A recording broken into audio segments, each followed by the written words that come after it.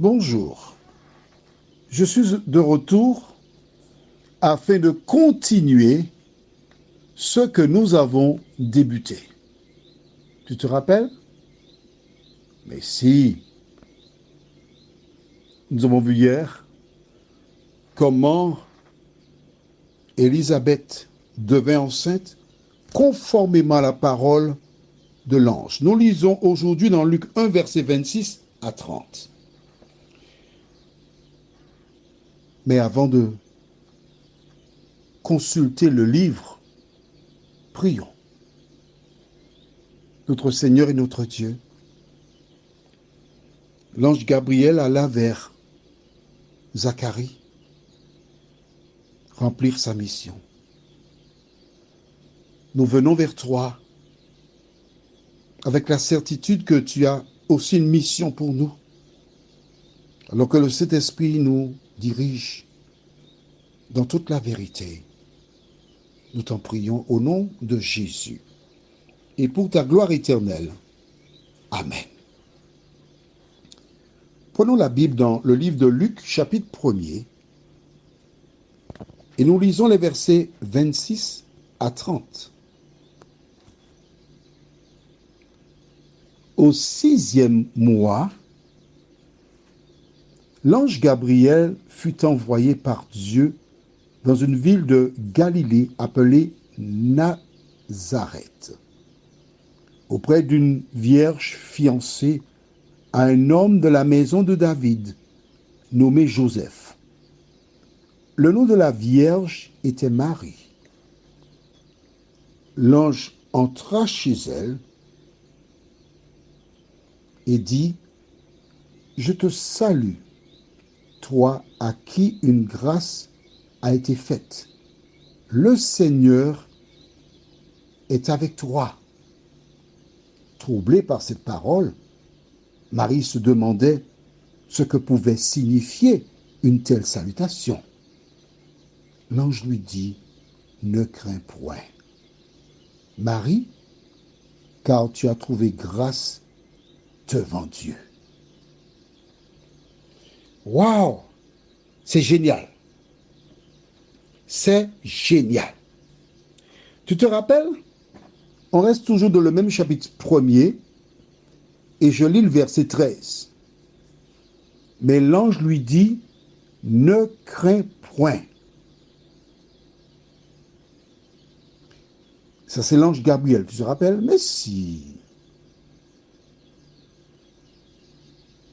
Mais oui, tu as oublié ça? Ah bon? Comment tu as oublié ça? C'est l'ange Gabriel. L'ange qui va maintenant vers Marie,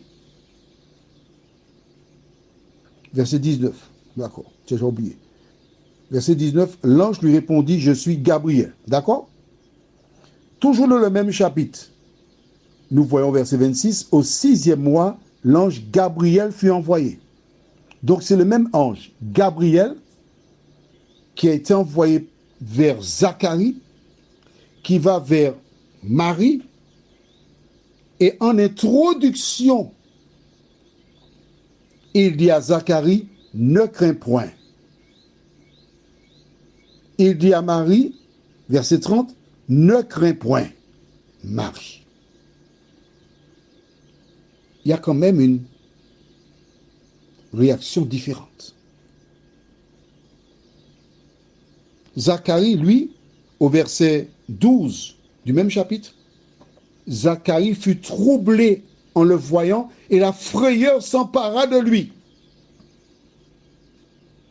Que s'est-il passé pour Marie?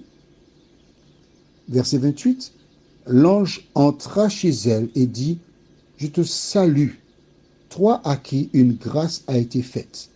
Le Seigneur est avec toi. » N'oublie pas cette phrase, « Le Seigneur est avec toi. » Troublée par cette parole, Marie se demandait ce que pouvait signifier une telle salutation. Elle n'a pas été troublée,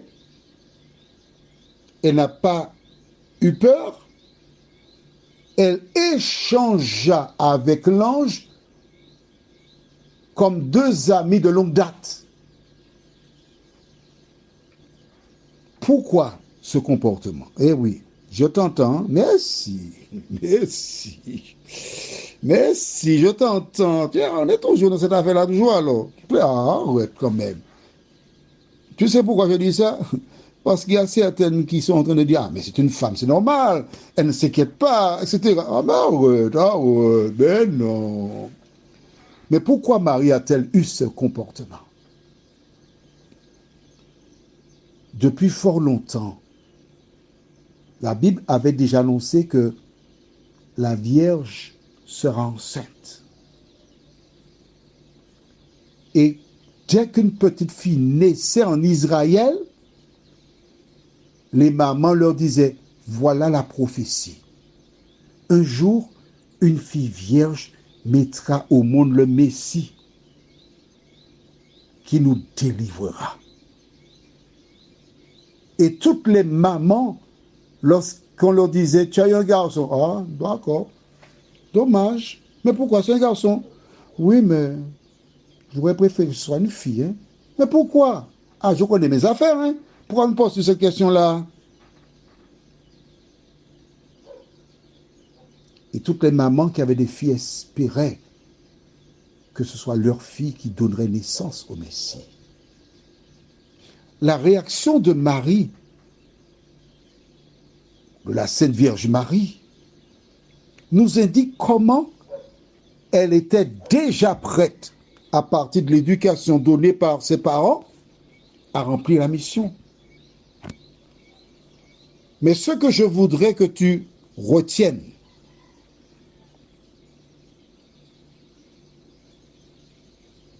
c'est cette parole qui est profonde, qui est belle, où l'ange lui dit, le Seigneur est avec toi. Vois-tu, je t'ai expliqué déjà que la relation de Dieu avec l'homme, c'est une relation d'amour, de bonheur, de paix. Quand l'ange arrive, il donne deux superbes promesses à Marie. La première, le Seigneur est avec toi. Et la deuxième, ne crains point, n'aie pas peur. Comment pourrait-elle avoir peur quand Dieu lui dit, à travers l'ange, qu'il est avec elle? Tu connais la finalité. Tu sais qu'elle a eu cet enfant avant d'avoir épousé Joseph. Il le fallait pour que nul ne pense que Jésus était le fils de Joseph. Bien sûr, elle a passé par des phases difficiles puisque les dames qui n'ont rien à faire, des hommes aussi, il y a très peu d'hommes, hein, mais plus les dames qui savent compter. Attends, elle est déjà enceinte? Ils ont fait Pentecôte avant Pâques, oui. Ah ouais. Elle a dû souffrir de mauvais traitements à cause de ces personnes, mais elle n'oubliait jamais cette parole. Le Seigneur est avec toi et ne crains point. Toi qui m'écoutes ce matin, sais-tu que le Seigneur est aussi avec toi? Ah non, je dis avec toi. Peut-être, hein? Je ne sais pas. En fonction de ce que tu fais, ce que tu dis, je ne sais pas si le Seigneur est avec toi. Vraiment, c'est ce que nous verrons prochainement. Prochainement, c'est quand? Mais demain, si Dieu nous prête de vie. Prions. Notre Seigneur et notre Dieu, combien nous sommes heureux en cet instant de lire la parole, de voir comment il y a un ange spécial, Gabriel, qui est envoyé d'abord vers Zacharie, puis ensuite vers la Sainte Vierge Marie. Le même message, ne crains point. Seigneur, il est agréable pour nous de garder à l'esprit que tu nous dis, ne crains point. Merci Seigneur de nous aider à croire, d'appliquer la parole dans nos vies, nous t'en prions, au nom de Jésus et pour ta gloire éternelle. Amen. Je te souhaite une bonne nuit en attendant de te retrouver demain, si Dieu nous prête vie.